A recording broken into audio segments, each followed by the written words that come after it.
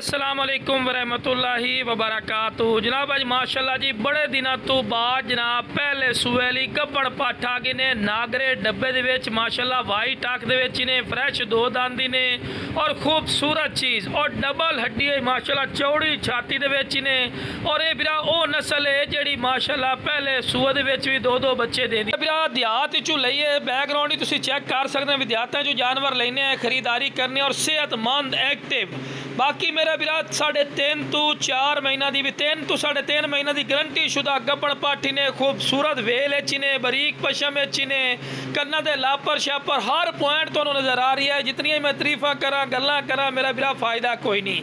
बाकी मेरा बिरा दे नाल दी मंडी या रेवड़ी चो या किसी अयाली को पता कर ले सो जितनी कि महंगाई इंक्रीज होई खलोती है मेरा भाई घटो घट आपको जड़ना ये दी पट 65,000 60,000 तो थले गल भी नहीं सुनते। लेकिन बिरा अपना रेट नहीं होना जिस भाई नूं चाहिए बिल्कुल जायज़ और मकूल राइट ही ने।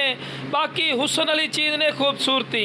बाकी मेरे को कोई आवना चाहे लोकेशन लुडन शहर जिला व्याड़ी है लुडन मेन अड्डे ते UBL बैंक और PSO पंप के सामने इतने आके भी लै सकते हैं। कार्गो की सहूलत आल पाकिस्तान माशाल्लाह मौजूद ही ने। तो हवाना चड्डा वेखो कितना प्यारा हवाना चड्डा बना रही ने और गब्बड़ गारंटी शुदा ने।